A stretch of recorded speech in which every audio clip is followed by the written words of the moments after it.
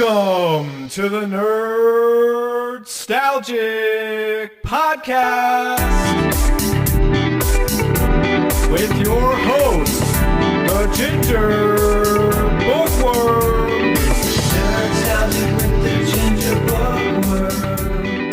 Nerdstalgic with the Ginger Bookworm. Howdy folks, and welcome back to another exciting, fun and fantastic episode of the Nerdstalgic podcast. I'm your host Luke. Hope you're doing well, as per usual. I know in the UK that the lurgy's going around, or if you don't live in the UK, basically the lurgy is cold or the flu, that sort of thing. So I hope anybody in the UK who potentially has it or knows somebody has it, hopefully it's going or you're recovering from it. So fingers crossed. It usually happens this time of year when autumn comes, the flu comes in, a lot of people get ill. But as it's to do with the seasons. People's not used to people so used to warm weather, and then it quickly drastically changes, and then your body goes, "What the hell?" And then people get ill. So I hope people are okay. If you listen to this, if you're taking the chill, or if you're relaxing, some time off work because you haven't been very well, thank you for listening. So yeah, I hope you're doing well. I hope you recover quickly. But that being said, on to the business side of it before I begin. So as per usual same old business. So today's business is World of Books. Thank you for them for sponsoring the show and sponsoring this episode.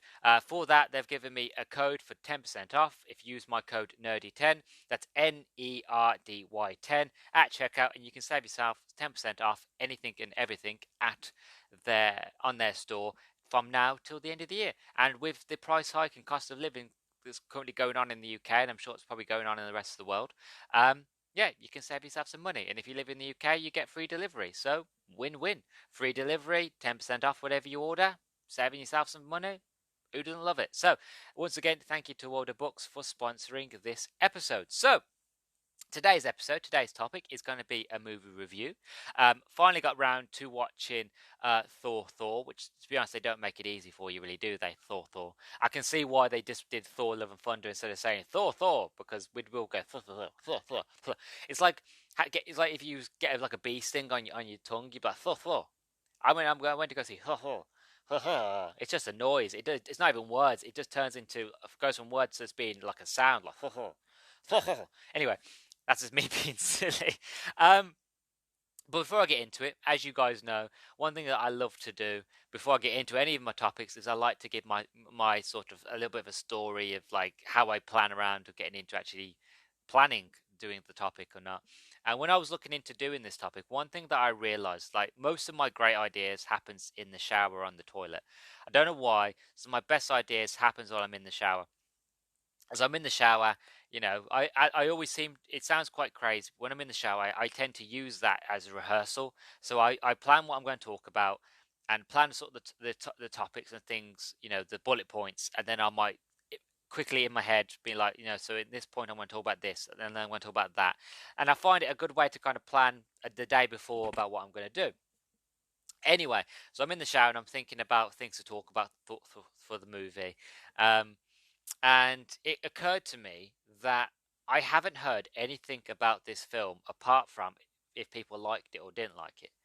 Now, what I mean by that is the fact of whenever there's a film come out, whether it be a big blockbuster like Marvel, or it can be just an amazing action movie like Mission Impossible, or the new, Maverick, Top Gun Maverick. Whenever you see a new movie, people always go, "Oh, it was good. This scene was amazing. That scene was amazing. I didn't like that scene. That scene kind of let me down. That character's really cool when they spoke to this character and this character happened here."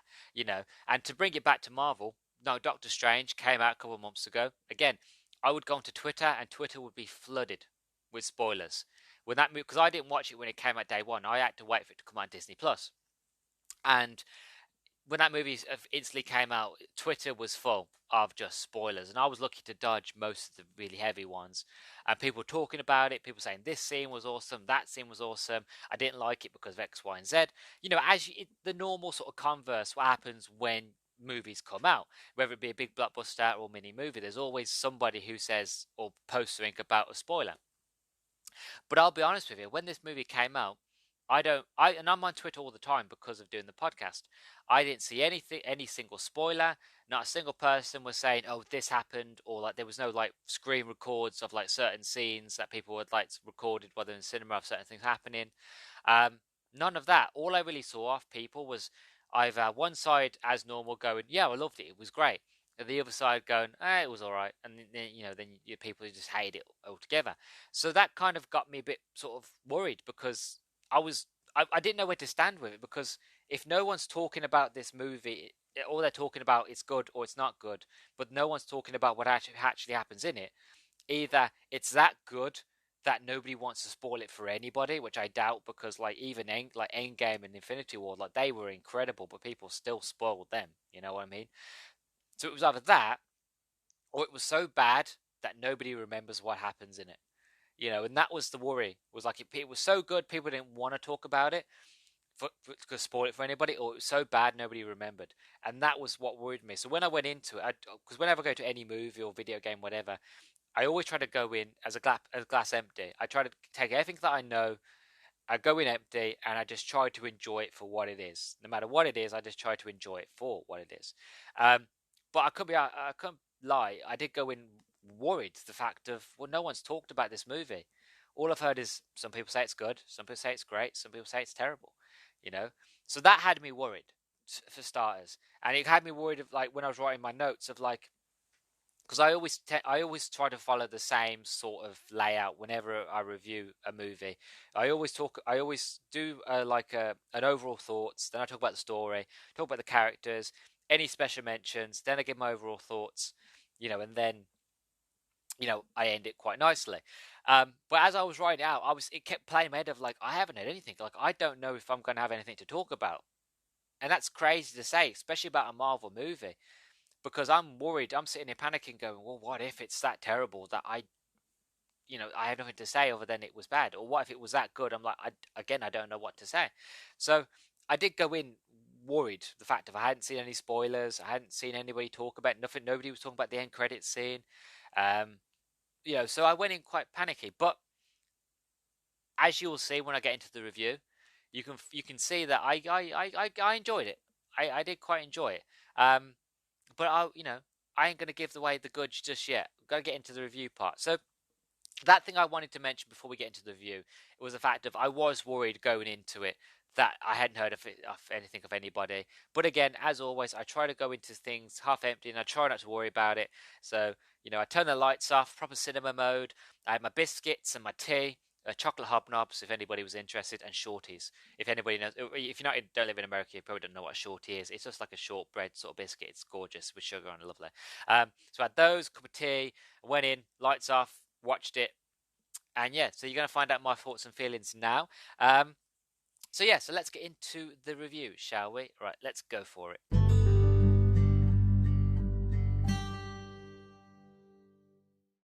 Right, so Thor: Love and Thunder. So before I actually get into the review, I want to take a recap, a quick recap. So, um, some of you guys who regular listeners, if you're not a regular listener, I'll fill you in as best as possible. But if you are a regular listener, a couple episodes back, I talked about what I feel like my hopes and feelings for what's coming next. I think it was a Doctor Strange episode that I did for Doctor Strange 2 Multiverse of Madness. I think I mentioned it there. But basically, for anyone that doesn't remember, I gave my predictions of why I feel like this movie is going to be a lot better than what people are going to give it credit for. Because originally, when the movie was advertised and trailers came out, a lot of people just wasn't sure what this movie was going to be about. And I said, just wait and see if they follow the storyline that I think they're following. Which, bit spoilers here, hindsight of actually watched the movie, they did to a point. Again, I'll get onto that bit in a minute. But if they're going to follow the story that I think they're going to follow, this movie is going to be quite emotional, and that it's going to be a lot more hard hitting than you'd think. And I feel like my prediction was correct to an extent. For me personally, I think it was correct to a point. I would get onto what kind of let it down just a bit near to the end.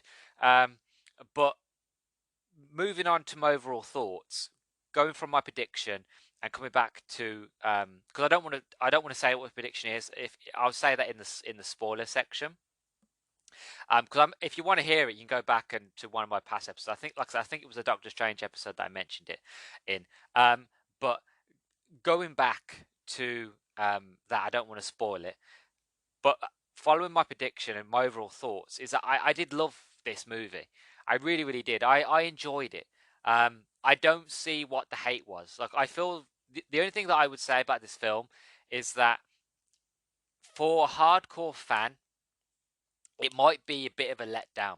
Now, I'm a hardcore fan and I loved it, right? But I feel like for most hardcore fans of the movies, it'll be let down. And the simple reason is, and I'll get into a bit more explanation of this point in its own section, but it doesn't further the story.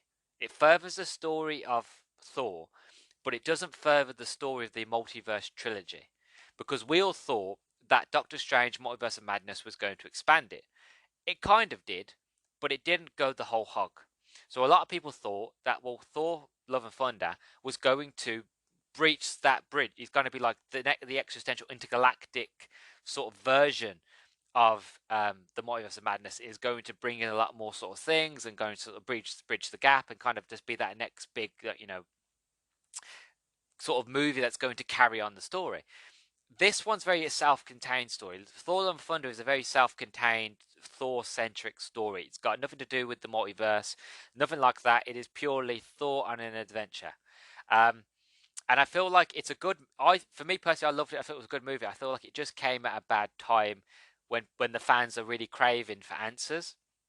But I'll get into that in a minute when I get. Well, actually, I'll probably get into that when I get around to the spoilers part. When I get there, I will talk about it. So stick around for the spoilers if you've seen the movie or if you don't care. But that being said, like overall, I enjoyed the movie for all it was. It was fun.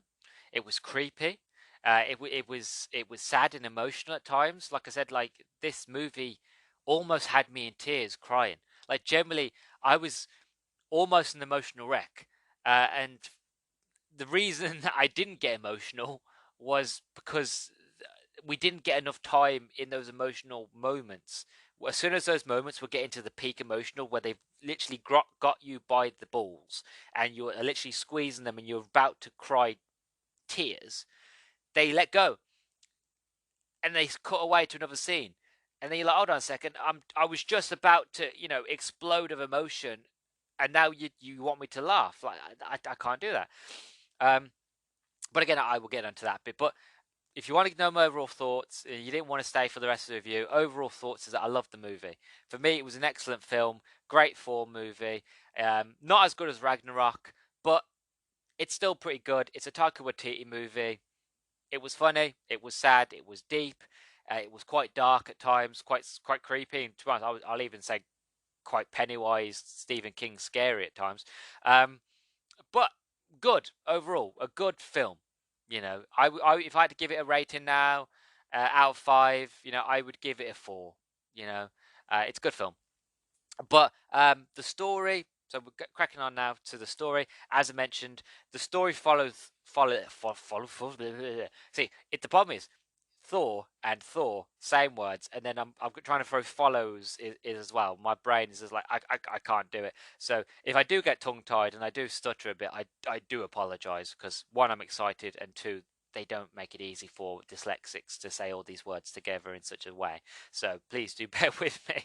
But overall, the story follows Thor at the end of Endgame. He's now with the Guardians of the Galaxy, and that he's decided that he is only going to be the hero that when he's need to be. So when he doesn't need to be the hero, he's going to spend it relaxing, meditating mostly. He's going to be the hero when he's needed. And you had this really cool, funny sort of quick montage of like scenes where Thor's getting into shape and he's fighting with the Guardians. Well, he's doing most of the fighting, and the Guardians are in the background, sort of just like they're fighting as well. But as you can see, the more adventures that he goes on with the Guardians, eventually gets to the point where the Guardians just sit back and just let Thor kick all the ass, because he just takes all the limelight, because that's what Thor does. He's kind of comes in like, I'll save the day, and yeah, You know, what's the point of me fighting if Thor's gonna, you know, do it all like in a couple seconds? So it's one of those, but it's a funny little scene. We get reintroduced back to we get reintroduced to, well, to be honest, the beginning of this movie is so incredible. It's one of the best beginnings to a movie I've seen in a very long time. One of the best beginnings to an MCU movie ever. And you can put that down in writing and quote me on it. I will stand by that. This movie opens. It doesn't open with the Marvel soundtrack. It doesn't open with the whole Marvel Studios logo. This movie starts with Gore, the God Butcher, right before he's the God Butcher, and he's there with his daughter, walking through the desert. It's like I'm not gonna get into spoilers, but it's incredibly hard hitting scene, right? And as he goes through, he finally gets to this oasis, and he meets his god. His god that he finally wants to sort of like come to, like he's a savior, like he's a monk. You know, he's been worshipping this god all his life, and he meets this god, and then his whole world gets shattered. And it's just an incredible scene. Obviously I'll talk it in spoilers, but it was just, it sets the scene of who like Gore is, and I feel like like I'm glad they did it because it saves more time to go into all the others because there's so much going on in this movie that it saves time. Instead of having to do his origin story sporadically here and there, just get it out the way in the middle, get it done. This is Gore. This is the reason he's pissed off. This is the reason why he hates gods, and this is the reason why he wants to kill gods. That's it, done. Obviously, Gore in the comic books, he's a lot more sort of in depth than what we see, but from what it is, because obviously it's a 2 hour long movie, we haven't got the time to do the whole background, which is understandable. For what they give is a fantastic introduction. It sets the stage of who Gore is and why you should care about Gore and why you should sympathize with him, and how he's not just a one note villain. He's actually a very deep villain. He has a reason for doing what he's doing. It works fantastically. Christian Bale. Oh, I've got I've got a whole section for Christian Bale. Don't you worry. Right, we'll get on to Christian in a minute. That guy is a mwah, chef's kiss, just perfect. Love him. But yeah, like, as I mentioned, you know, moving on from Gore, this movie's funny. You know, there are so many tones where it's funny. Like you have good scenes with the Guardians at the beginning, and then you have like Thor inherits like in Norse mythology, Thor has goats anyway, but it's just funny how they bring in the goats into the MCU, and they do get kind of annoying at times because every time Thor travels from one location to another, but using the Bifrost, the goats come with him, and every time they land, like it was funny at first, and by the end of the movie, it got a little bit boring, because every time Thor travels with these goats and they land somewhere, they're doing the goat like every time. Sorry if I blew anybody's speakers out or anybody's headphones if it's on headphones, but that's all they do. But obviously, you know the screaming goat, the meme that's online. They basically do that all the time. So every time you land on a planet, it's Bifrost. Oh, that's calling. You know, it was again. It's funny at first, and eventually it gets a bit tiresome. You're like, okay, you know, joke's a bit boring now. Come on, can we move on? So, you do get the funniness about it. Korg's along for the journey. We also get to meet Jane Foster. Jane Foster comes back. Love Jane. I'm glad Natalie Portman came back because I quite enjoyed Natalie Portman's character. I think she was fantastic in it. I think for Thor 2, I don't think she was center stage. I just don't think the script best helped her and her character. But I think she works really really well here.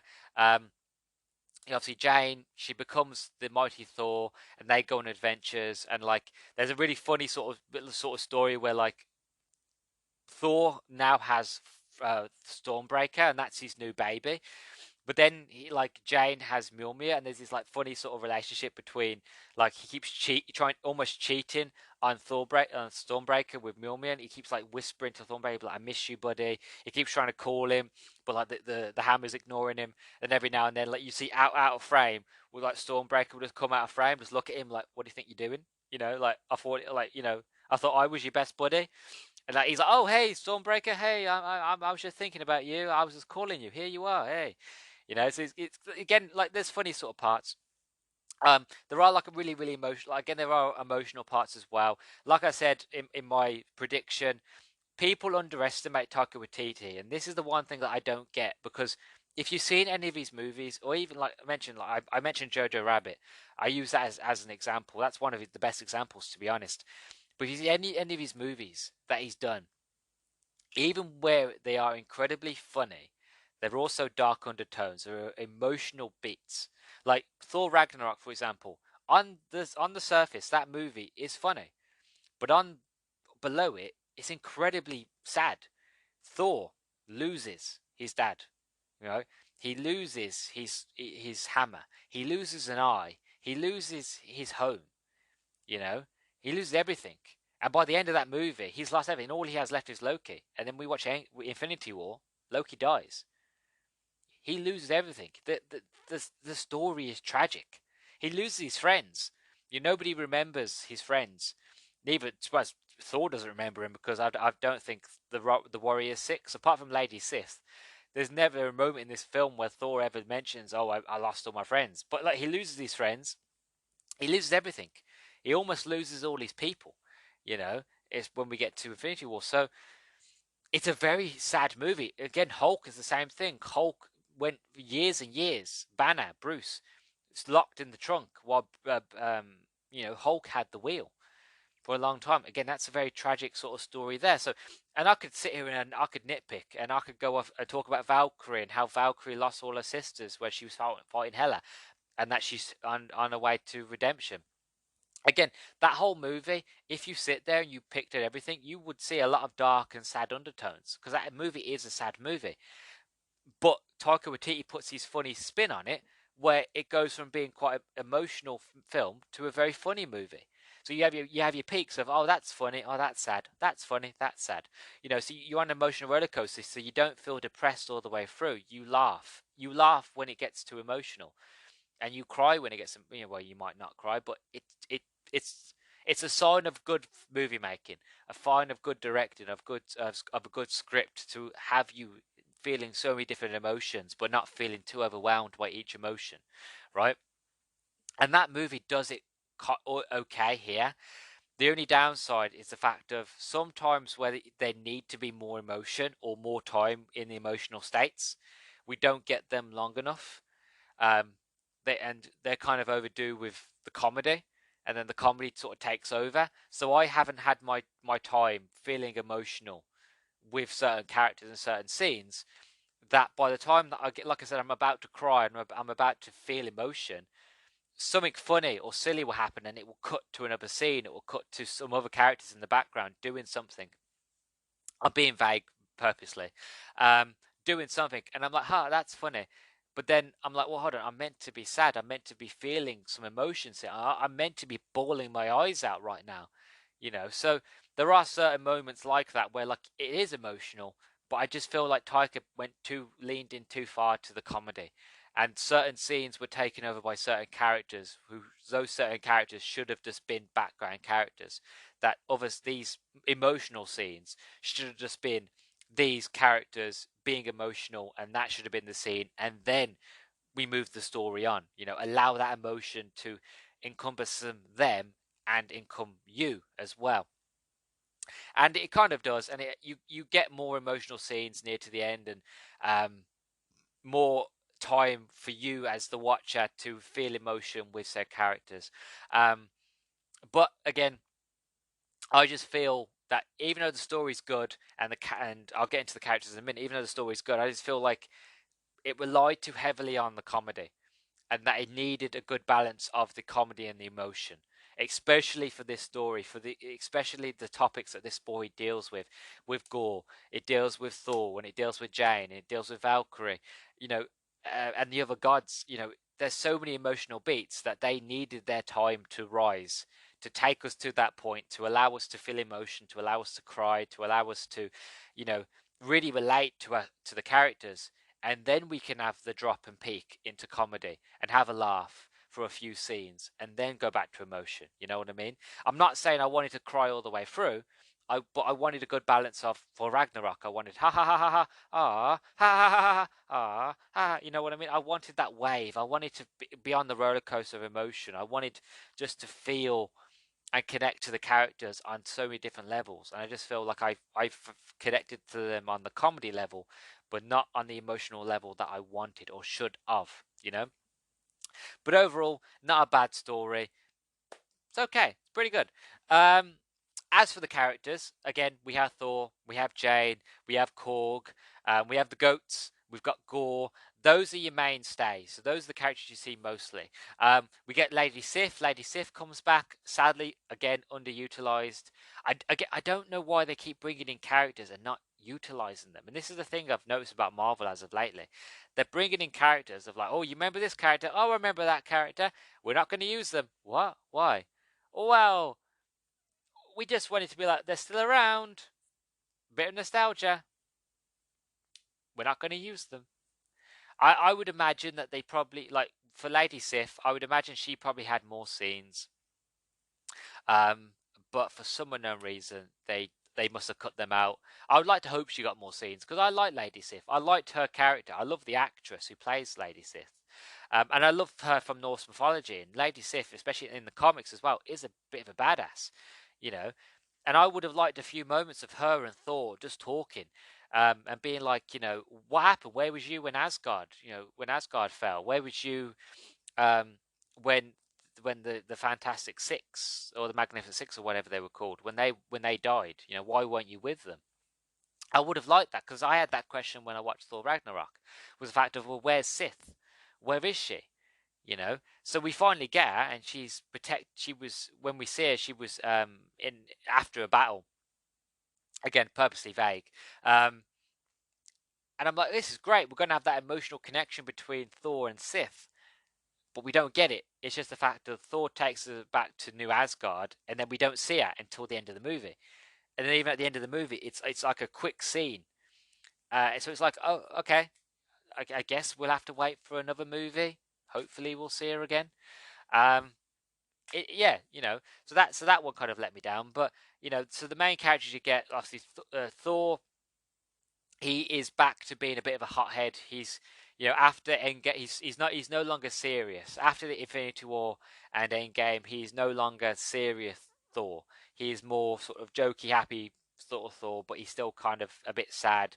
You know, the fact of he's lost everybody and now he just wants to kind of be. He wants to be the hero, but he wants only when he's needed. So he doesn't just want to be there. It's the fact of, I'll sit here and I will meditate and I will sort of get inner peace. And if I'm needed, if the call comes, I will answer it and I will go out and save the day. Um, but you still kind of have that kind of sort of the egotistical, the kind of childish Thor from Thor 1. He kind of comes back a little bit. I don't mind having that Thor back, but I'm kind of like, well, kind of, I understand that he's now got his purpose back and now Thanos is dead and all that, but I wanted a more emotional Thor. I wanted a more somber Thor. I wanted the Thor that was can still do the jokes and still be funny, but is very much still kind of like very serious. You know, I want that character progression. You know what I mean? Sadly, we didn't get it completely. Again, like I mentioned, the comedy was too focused on then the emotional side of it. I feel like if we had gotten more somber Thor, a lot more sort of adult, sort of grown up Thor, he can still have a joke and a laugh, just a bit more sort of like serious at serious points. Then I think we would have had it would have been a lot more interesting sort of character arc for Thor. But again, you know, that Thor. Jane, fantastic, very emotional scenes with Jane. If you see my predictions or if you see in the movie, you know what I'm talking about. Really emotional, very, very sad. Natalie Portman does a fantastic job. Valkyrie's here. Again, Valkyrie doesn't really do much, but I feel like we needed more scenes with Valkyrie and her backs and of her being the leader of Asgard and sort of Valkyrie's losing her sisters, her fellow Valkyries, Valkyrie losing her partner, her girlfriend in battle. I feel like we needed a bit more of that. I know this movie's 2 hours long, but I just feel like certain scenes could have been shorter just to prolong certain scenes, even if it was just lines of dialogue, just more dialogue and more connections. Because, like I mentioned, this movie does go for a very emotional, sad sort of tone. But like, as I mentioned, as I'm going back to it, and again, this is the thing I think I'm going to keep going back to, is the fact that they just keep missing the point with the emotion side. With the emotion side, they do too much funny and not enough sadness. Um, But so Valkyrie's there. Korg again. Korg is comic relief. There are moments where Korg is helpful, but there's moments where you get Korg when you don't want Korg. I didn't think I'd ever say that because I quite like Korg, but I feel like Korg should have stayed with the Guardians. Even though he was introduced with Thor, I don't see Korg as a Thor character anymore. I see Korg as either living in Asgard still and defending Asgard, or he's with the Guardians. And I think I know Taika Waititi, it's his movie, he wants to put himself in it. I get it. There's nothing wrong with that at all. I just feel like Korg is now a character who should be with the Guardians, or should be doing his own adventures, or something, or somewhere else. I don't think he has to be with Thor now.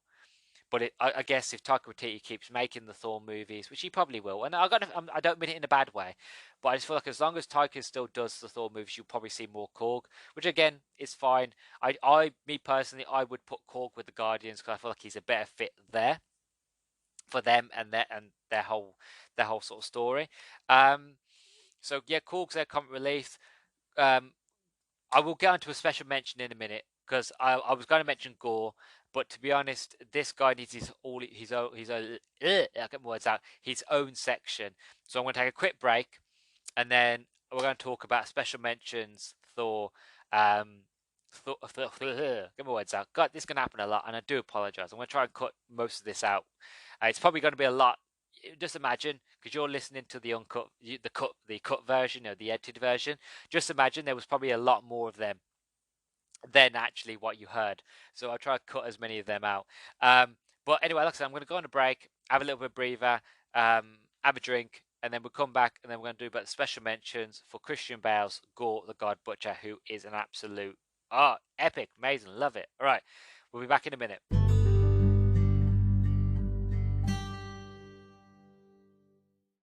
Right, so special mention Christian Bale as Gore the God Butcher. Oh my God, oof. This is acting.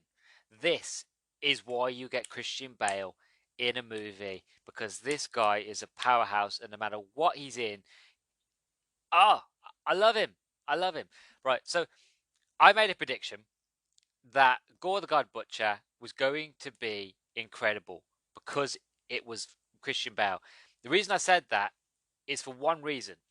And this reason is when Christian Bale did the Batman movies for Christopher Nolan, he said, I'm never going to do another superhero movie again. Reason being is because he's done Batman, that's it. They take a lot of work to put in building a character. He didn't want to do it anymore. That was it. And everybody was like, you know what, fine. You was a fantastic Batman, you was a fantastic Bruce Wayne. The movies were fantastic. You knocked out the park. You did 3 of them. By all fairness, okay, fair enough. You don't want to do more superhero movies? Okay. And Christian Bale is usually a man of his word, especially whenever it comes to his craft and whenever it comes to his acting. He's always very sort of poignant of like, I'm going to do this because I want to do it, and if I don't want to do this, he won't. So his craft never suffers because he's professional. So when it was announced that Christian Bale was going to be in Thor Love and Thunder as Gore the God Butcher, I lost my shit. I lost it because to me, what that said to me was the fact of this script and this character that they've planned is that good that if Christian Bale said he's going to come out of retirement in terms of playing superhero characters and come back to the superhero genre, then this has got to be good. There's got to be some good shit here. He must have smelled the roses and gone, they know what they're doing. I'm in. And damn right, I was right. He was right. What he does here with Gore is on another level. I would even compare this acting to I forgot his name now. I feel really bad now. I've lost his name. But the guy that played Thanos, it was on the level of his acting. Gore in this is just powerful. Like when he has such a presence, even when he's not saying anything, just the looks and the facial expressions that Christian Bale gives to the character instantly sets the tone of this guy means business. I'm shitting my pants right now. This guy's terrifying. It's scary. I'll even go as far as it got very Pennywise, like Stephen King. It got really sort of dark and very much like these people are like he's going to kill them. Like I don't know what he's going to do. Any moment he's smiling, but his eyes say that he's going to rip you apart. You know what I mean? Like he's giggling, but like any moment he's going to like change and he's going to rip your arm off and like pull you down into a sewer. You know what I mean? And I now understand what Kevin Feige said. Kevin Feige said because there was a lot of ridicule. Because when the original trailer came out and we saw a bit of Gore, and we noticed that Gore didn't look like he does in the comic books. In the comic books, Gore has like tentacles coming out of his head. He kind of looks like Voldemort. He hasn't got a nose. He's just got the slits. He kind of looks like a very snaky sort of look. He wears a cloak. Really alien. He looks like an alien, right? And a lot of people said they don't like that. That's not the Gore I know. It doesn't fit the character. I thought you was meant to be doing very comic book accurate. Why didn't you make Gore, like his comic book character? And Kevin Feige basically came out and said, if we had followed what it looks like in the comic books, we would have lost Christian Bale's performance. Christian Bale's performance was that powerful that we would have lost all his facial expressions. We would have lost his mannerisms. We would have lost him, his character. So what's the point? Obviously, this is me now. This is not Kevin Feige, but I agree. What's the point getting an actor like Christian Bale, who is so sporadic and so mannerisms and the way he acts, his facial features, and you don't get an actor like that and cover their face. And if that rubs some people the wrong way, I do apologize. But it's true. You don't get an actor like him and cover his face. You have to have his full emotions. You have to have his full extent of his eyes, his wrinkles, his when he smiles, when he's sad, when he's angry. You have to get the full range of emotion. He's one of a few actors that really have that such acting ability that they don't need to say anything. You just know how they feel by a look.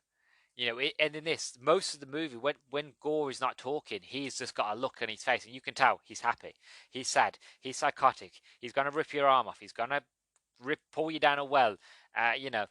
Nobody's safe while this guy's around, and that's the whole point of Gore. He's meant to be a nightmare, a walking nightmare, a walking phobia. You're meant to be terrified of him. You're not meant to know if you should be if you should how to feel around him. You should feel constantly unease. You should feel on the edge of your seat that you don't know what's going to happen next. And you get an actor like Christian Bale to do that, and he does it fantastically.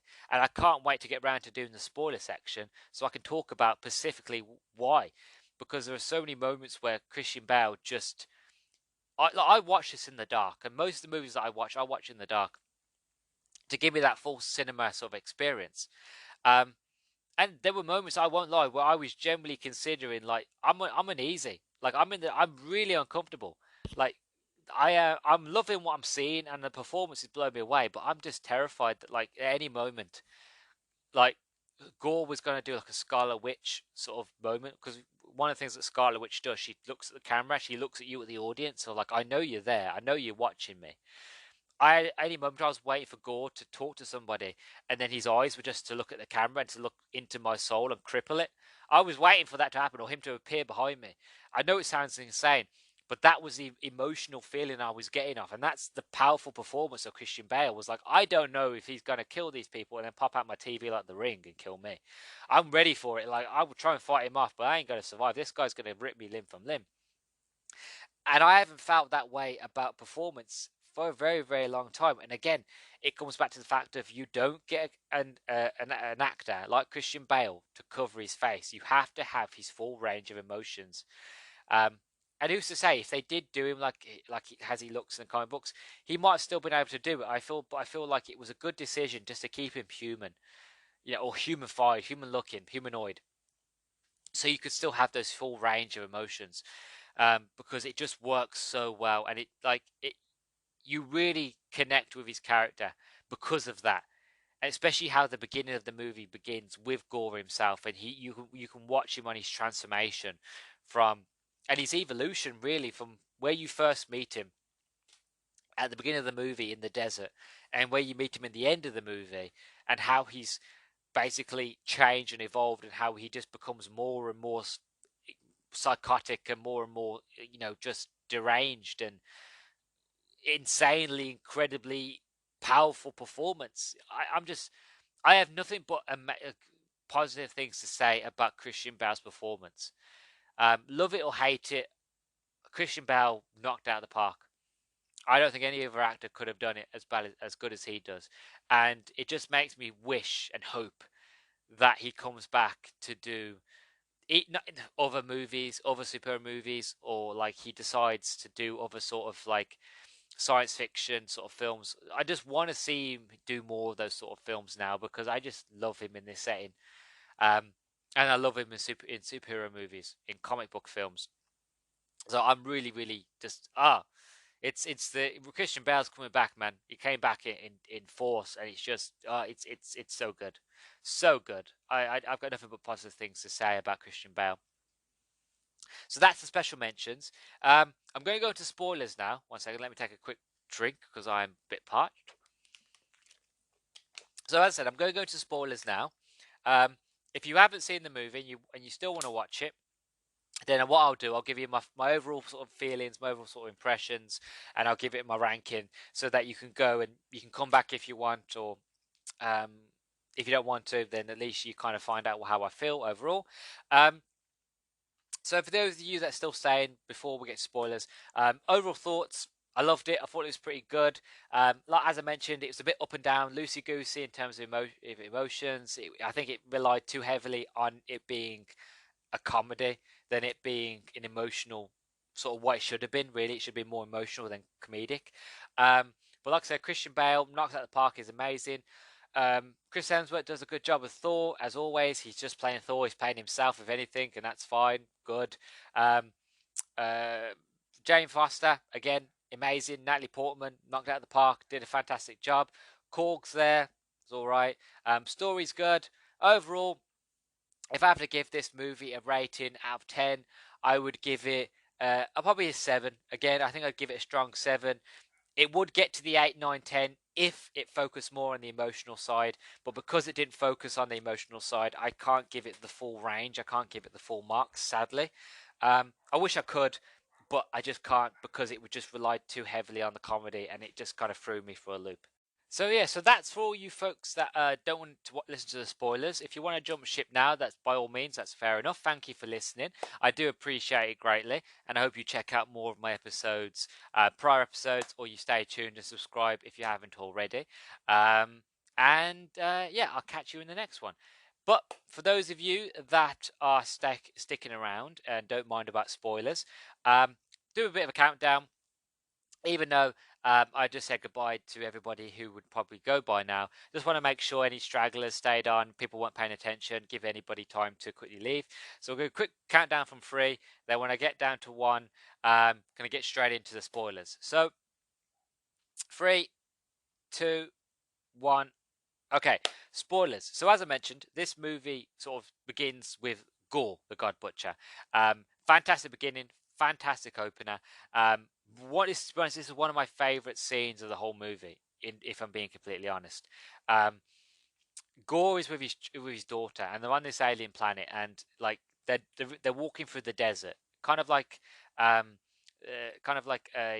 disciple, kind of like a really religious sort of archetype, walking through the desert, looking for their God, looking for an answer really to their problem. Like they've got no food, they've got no water in the desert, and Gore and his daughter are down on their knees praying to their God of like, please bring some water. Or even, and he gets to the point where he's like, sacrifice me, let me die, let me sacrifice my life, take me and save my daughter. And it's really, really heartfelt moment where it really got to me, where like you have Gore, they're in a sandstorm, and Gore is like, his daughter's in, he's like, they're in like the fetal position on the floor, and like his daughter in his arms, and he's got her covered, and he's getting like sandblasted, like his skin's just being wrecked, like he's sunburnt as it is, but his son's just getting blasted by the sand from the sandstorm that he's covering his daughter from. And then he wakes up after this desert, and his daughter's dying, and she looks at him, she goes, "We tried," and then he buries her, and then he's basically ready for him to go now. He's ready for him to die. And then he hears a voice, a very evil sort of voice, and he goes, "If you want revenge, you follow me, and I'll lead you to what you seek." So he does. He follows that voice, and he finds an oasis. And he gets to this oasis, and he gets to the water, and he's drinking the water, and he looks up and he sees his God. I didn't get the name of his God, but he sees his God, the person that he's been worshipping all his life. His whole family's been worshipping. His whole people's been worshipping. His disciple that's finally found his God. He's found the person who will give them what he needs to bring his daughter back, to bring life to his village, to his family, to bring the rain so they can all live and be keep prospering. And he gets to his God, and his God basically tells him, like, I don't. Well, I'm paraphrasing, but he basically tells him he doesn't give a shit. I don't care about you. I don't care about anybody, and that you can die right now, but there'll be somebody to take your place who will worship me. So I don't give a shit about you, or about your daughter, or anything like that. And Gore basically sits there and goes, "You're a fake. You're a sham. You know, my daughter died, and I died looking for you and you're telling me that you don't care about any of us." And he has this like pendant on with the god's face, and he rips it off. He throws it down. He goes, "I don't believe you. I'm going to take you all on," and really blasphemy and all that against the god. God gets angry, and the god gets up and like really sort of grabs him by the throat, and he's like, "Well, what are you going to do about it? You're nothing. I'm a god. You can't do it." And then Gore basically, right next to this body, is the necro sword. And the necro sword is basically a sword that can kill gods, basically. And that this god had just killed the person that had this sword. He had other gods around him, but this one god, they'd come together and they'd killed the last host of it, and it was a sword that was talking to him. And the sword basically, kind of like Mjolnir, kind of just shoots into his hand, and he stabs the guy basically in the throat and kills him. And from that point on, he's cursed with the sword. And one of the things with the necro sword is that the longer you use it, the longer you wield it, it slowly kills you. It slowly drains all your energy. So it kills the host. It's a parasite. And the reason it's a parasite is because it belongs to Null. And Null, this is nothing to do with Thor. This is just me adding a bit of sort of side sort of comic book sort of story for you. The sword belongs to Krull. Krull, I think it's Null Krull. It starts with a Knell. I'm not sure how you pronounce it, but basically, he is the god of the symbiotes. He made the symbiotes. He is the god. He's the ruler of the symbiotes. So, for his sword to kind of be a parasite to leech your life energy, it will give you super strength, super speed, power over shadow creatures in the shadow realm. It make you incredibly powerful, but at a price, it will leech off you and kill you. So, it will eventually kill its host, to be honest. So the more powerful you get, the more you die, the more corrupt you get. And it begins that cycle of corruption for Gore, that he slowly starts to die. But from that point on, from killing that god, he basically vows, like, I'm going to kill every single god. Not a single one is going to survive. And then it just cuts. And then we go straight into Thor. And I just think, as an introduction to a character, it's an absolutely fantastic way to basically get you invested as to why you should care about his character, why you should feel their emotion, because it showed you, like, he was a normal person. He was me. He was you. It doesn't matter if he's an alien or not. He was every average Joe. All he wanted to do was to take the God that he believes in, that he's been worshipping all his life, and most likely his dad and his father's father and his mother and everybody that he's ever known has always worshipped this God, and that, they've never had a reason or a cause to not believe, not trust that their God cares about them. He became a disciple, a famine or something happened and all his village and family had died. All that's left is him and his daughter. He still believes. His daughter dies. His daughter dies believing that they tried, and that their God they just didn't believe enough or something like that. So you get that emotionalness. You get that thing of like he's an average guy. His daughter's just died in his arms. He had to bury her. He finally meets the God that he's been worshipping all his life. His family not as probably worshipped, and finds out that they're nothing but a giant fraud, that they are just a scam, right?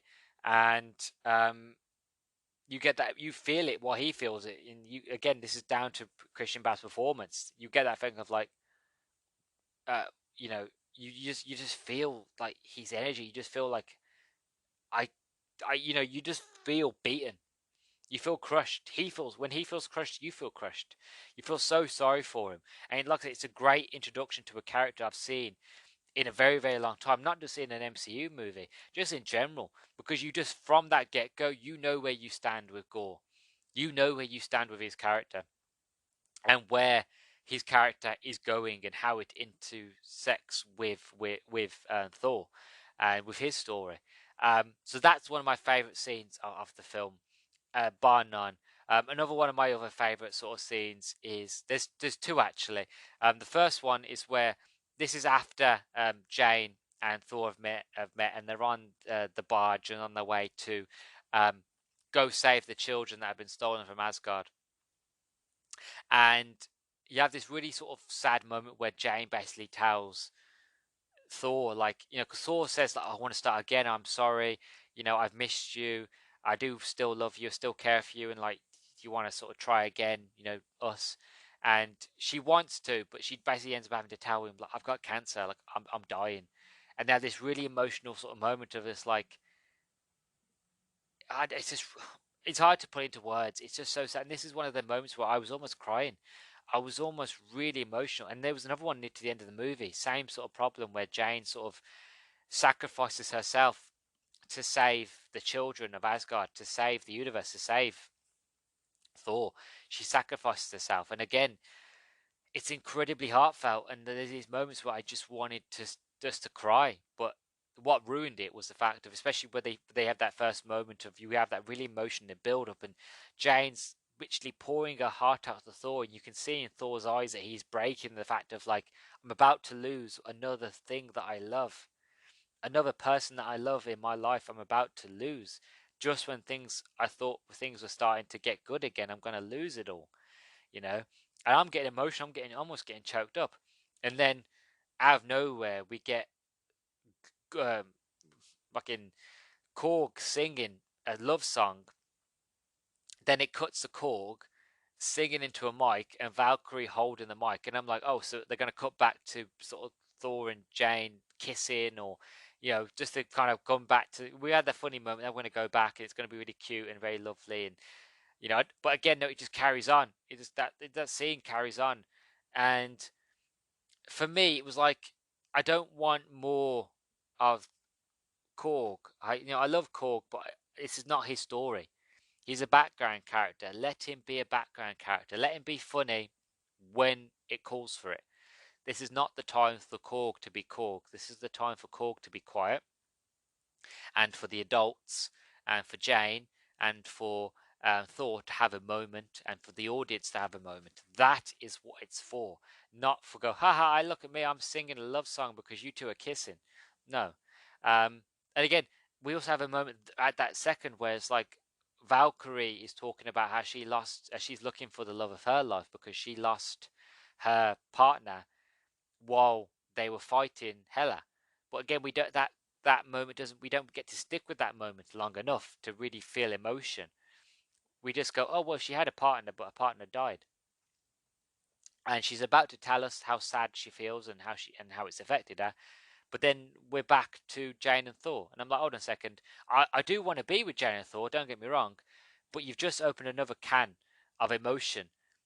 You know, let me time, like, you've taken me away from Jane and Thor. Now let me sort of connect with Valkyrie for a bit, and then I'll happily come back. Don't just be like, Jane and Thor, funny moment, another emotional moment with Valkyrie, but we won't tell you anything about it. We'll just go whip it right back to Jane and Thor.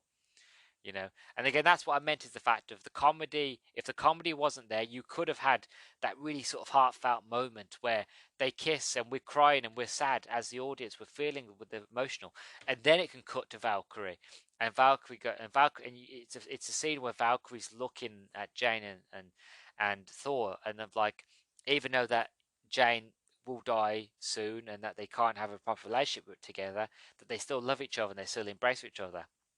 And Valkyrie can have a moment of just like, I had a partner once, I felt like that once with somebody, you know, and then she could be talking to Korg about it and being like, you know, my partner died while I was fighting Hela and she died on my arms. And you could even do a flashback maybe.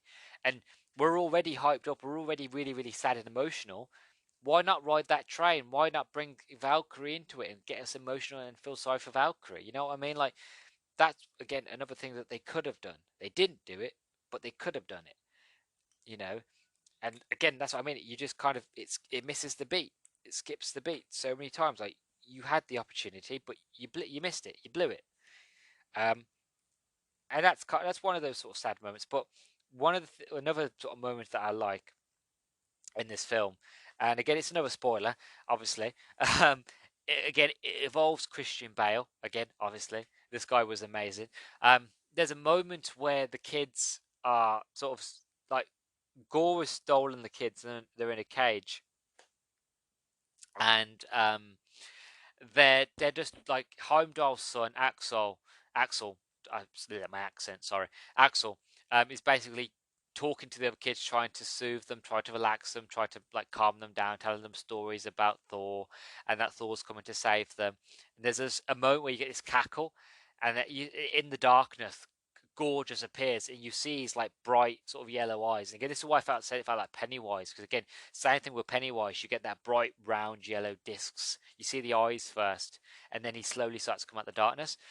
Gore had the same moment where he just comes out and he's laughing, he's giggling, and he's clapping, and he's almost like the Joker, but more psychotic. And he's just the way, like, this is the moment where I felt real terror, where he was talking to the kids and he was telling them, and he's like, I had a daughter once, you know, she believed, um, you know, and you don't know at any moment if he's going to eat the children. Like, obviously, I know he probably wouldn't, but like, you didn't know if he was going to rip them children to shreds, he was going to kill them, because literally they were talking about how Thor basically slit the throat and killed this Thanos, like took Thanos' head off, and then Gore basically makes this snake appear out of nowhere and breaks the neck, rips the head off, and you see the blood come out, and he's see, funny, and all the kids are crying and really upset and really, like, you know, really traumatized, and his face just goes from being happy to angry instantly, of like, hold on a second,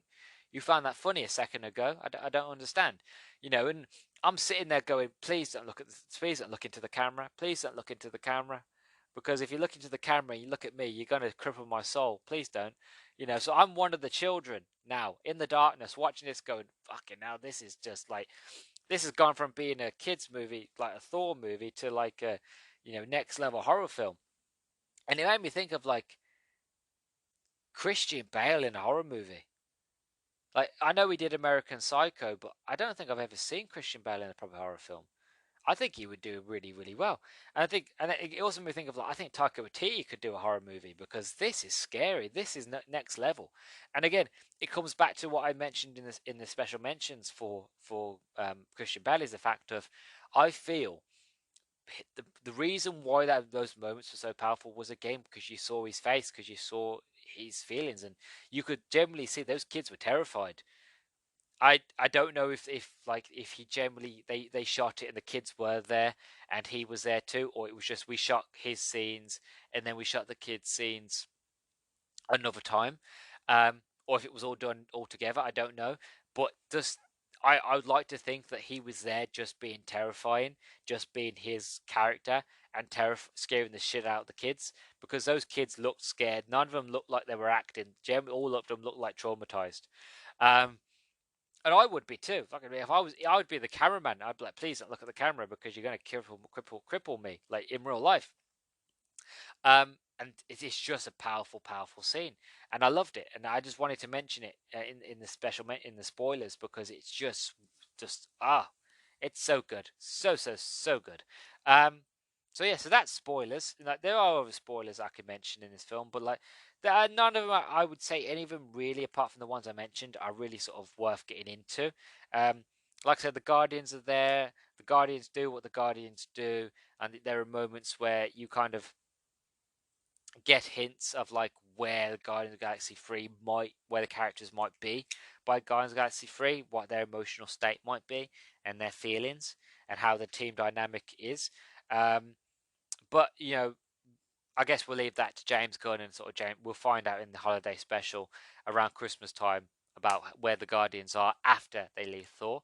Um, but it's quite interesting, it's quite cool to see the Guardians, just to see their relationship and see how kind of since having Thor, how they were like, oh, it's all great to have an Asgardian with us, and then to kind of Thor to take all the thunder. Pardon the pun. Well, then again, should I say pun intended? Taking all the thunder with him, and then it kind of got to the point where there's no point the Guardians being there because it's just the fact of we should just stay on the ship. So I look forward to seeing more Guardians, in the next Guardians of the Galaxy 3 and where that goes. But overall, spoilers, pretty good, pretty good. I loved it. One thing I want to mention as well to add on with the spoiler section before I get into my final thoughts is one thing that annoyed me about this film is that I've been waiting since the beginning of Thor, since the first ever Thor movie, for the smallest hint of Beta Ray Bill.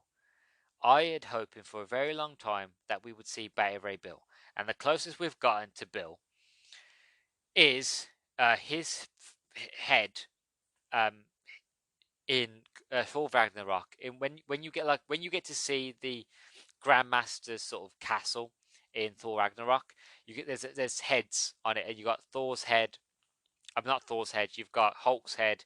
You've got another sort of fighter, and on the very, very, I think if where the character looks at, I think he's on the far left. There's another head, and that is Beta Ray Bill's head. And it's to kind of say that Beta Ray Bill was here. He was a champion of the Grandmaster. I was kind of hoping that we'd see Beta Ray Bill in that film. We didn't.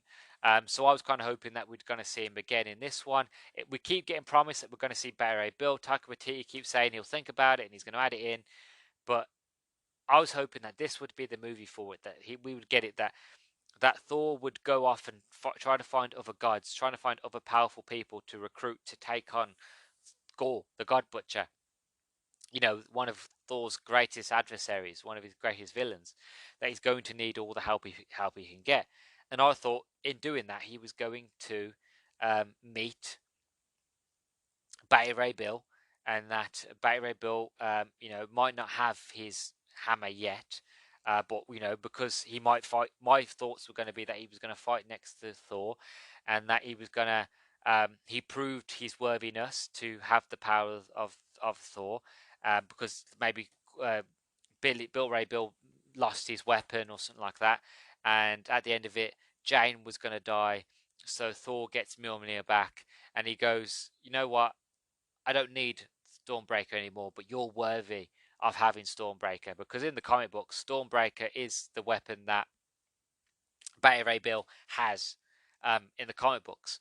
So that was my thinking for going into it. That was like as I was brainstorming of like what like Thor: Love and Thunder could be.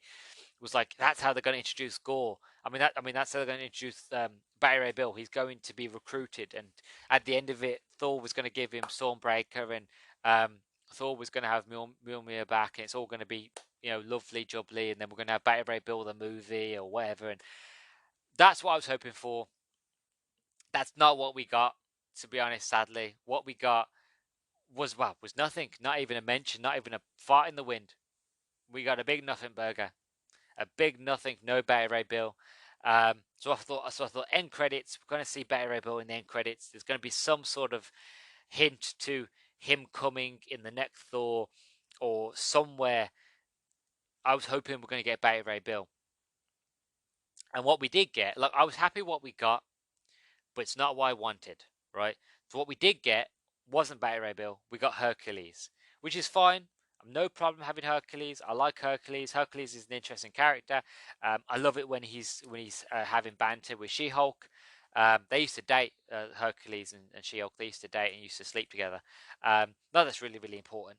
But I like that sort of idea. And Hercules is now going to go out and try to take out Thor, because Zeus has basically said to him, like, we're embarrassed. We're no longer taken seriously.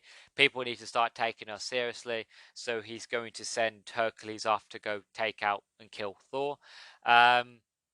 So yeah, that leads up to whatever the next Thor movie will be.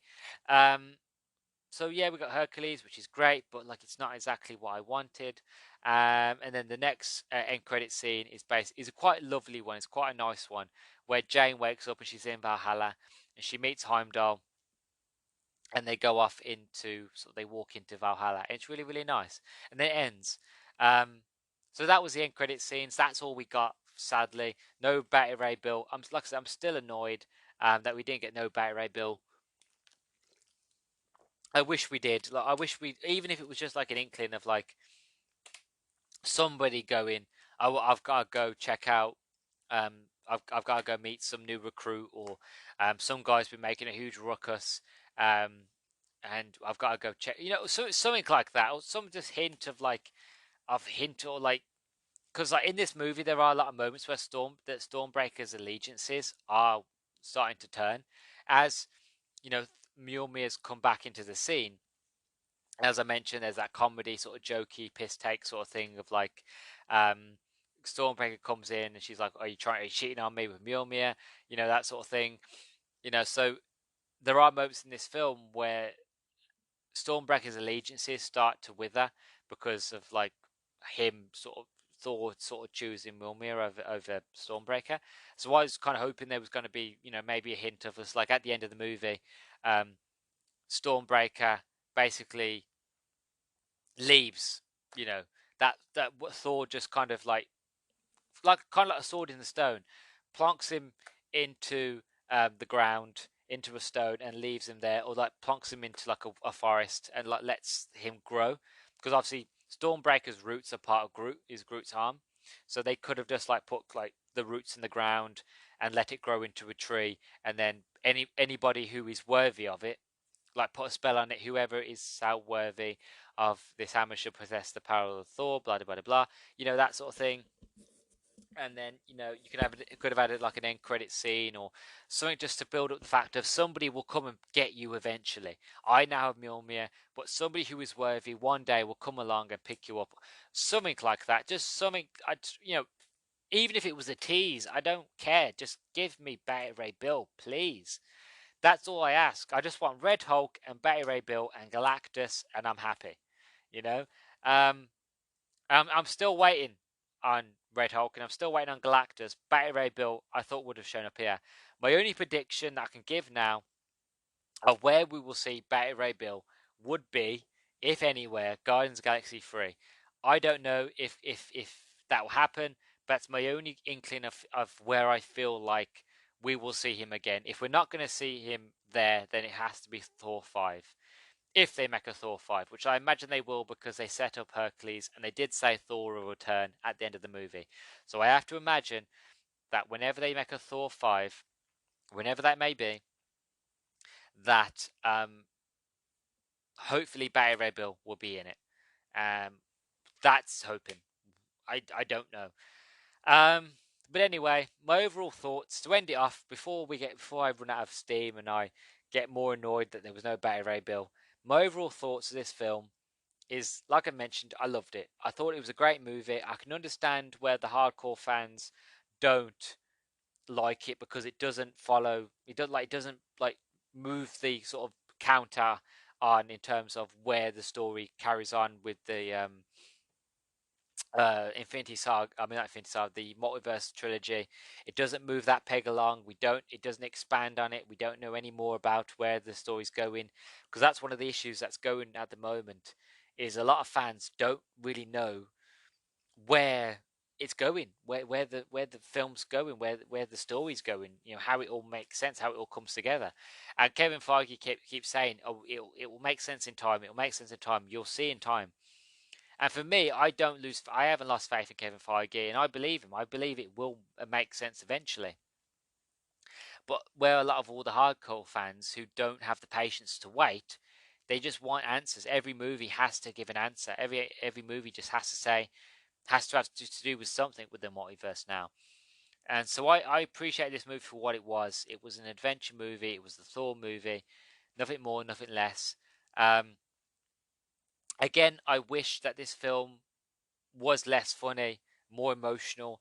I made a prediction that this film was going to make a lot of people cry, that this movie was going to be very emotional because they're going to talk about Jane having cancer, and they're going to have that really sort of connection between Jane and Thor. And my prediction was somewhat right to a point. As I mentioned, it was right to a point. Like they did follow the cancer story. There was emotional sort of scenes between Thor and Jane. There was those really heartfelt moments. The only problem that I got wrong was I couldn't predict that they were going to try to do more comedy over emotion. And I thought that's where this film sort of fell flat for a lot of hardcore fans. I feel like for casual fans, because this movie still made 800 million at the box office, which isn't no mean feat. That is incredibly great for any like $1 billion would have been great, but any movie that makes over 500 million is a win. And this movie made over 800 million and is still growing as far as I know in revenue. So this film, it's obviously going to make a sequel. It obviously did well. It's obviously profitable. People obviously liked it. People enjoyed it. So it wasn't a failure. It's just, I don't know. I just feel like this film tried too hard to be funny. Not everything has to be a joke. And I think Korg, I'm not saying Korg was the main issue. I feel like they just, certain scenes had Korg when they didn't need Korg. And that's the problem, to be honest. But apart from that, overall, the movie's great. As I mentioned, I give it about a 7. It would have gotten more, definitely. This film could have gotten more if it would have lent more onto the emotional side of it all. But it didn't, so I can't score it for what's not there. I can only score it for what's there. And for what's there, it's a 7. And yeah, so that's my overall thoughts of the movie. And yeah, let's go off to the end, shall we? Let's go off to end this quite nicely. Let's go do that, shall we?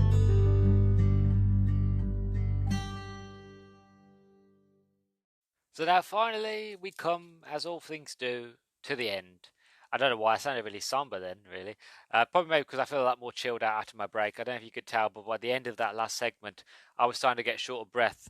My mouth was getting really, really dry. Throat was getting really dry, and I felt like a corpse. I had to try and lie down part way through, just like to make it a bit easier, so air could like funnel a lot easier up and down my gullet, so that I could breathe while and still talk at the same time. But yeah, I hope you enjoyed it. I hope you enjoyed the review. Hope if you agree or disagree, okay, again, by all means, let me know. Like I said, I enjoyed this movie, but like I'm not, I won't get into it properly. But there were many things that were just, some were good, some were let down. Still a good movie and still enjoyment. But if I had the choice between this and Ragnarok, I would choose Ragnarok. I just prefer that a lot better, and I think it was just done tonally better. But and as well, I love Hulk, so can't win, can't lose. I mean, but overall, not bad. But as I said, if you agree with me or you disagree with me, let me know on Twitter. I at Nerdstalgic_pod. You can also find this podcast on Spotify. You can also find me on Anchor, Google Podcasts, Amazon Music Podcasts, and you can also now find me on YouTube. I have a YouTube channel. Just type in the Nerdstalgic Podcast onto YouTube, and you should look for my flaming face and find me there. Subscribe if you'd like. It really, really helps it, and I really do appreciate it. I'm currently at 44 subscribers, so if we can get up to 45, that would be absolutely brilliant. Oh yeah, like and share all that jazz on there. And if you're watching this on Spotify, don't forget to give me a rating. So underneath my name on Spotify, you have a little star rating. If you go into there and type from 5 stars to 1 star, 5 stars being the best thing you heard in your life, 1 star being Vogons doing poetry, absolutely terrible, your ears are bleeding, please stop and kill me now. So whatever you feel like is fair, 1 to 5, let me know. I greatly appreciate it. And the higher that my rating is on Spotify, the higher the ranking my show is shown. And that means show is shown. Yeah, that is English. And that means that more people can see it and I get more audience. And then hopefully from there we can grow the podcast to a more wider audience. So you'll be helping me out while helping yourself out, really. So, because, the more people see it, the more I can do. So, yeah, so as always, thank you for listening. I do appreciate you and your time. Thank you for sticking around to the very, very end. I know many people don't. So it's a real absolute honor and pleasure if you're still here. If you are still here, please tweet me on Twitter. Type in monkey nuts are great, and then just tag me, and then I'll know that you stayed to the end. It needs to be monkey nuts are great to tag me on Twitter. That's proof for anybody who stayed to the end. And if I don't get any, that's just proof that I'm right. Nobody stays to the end.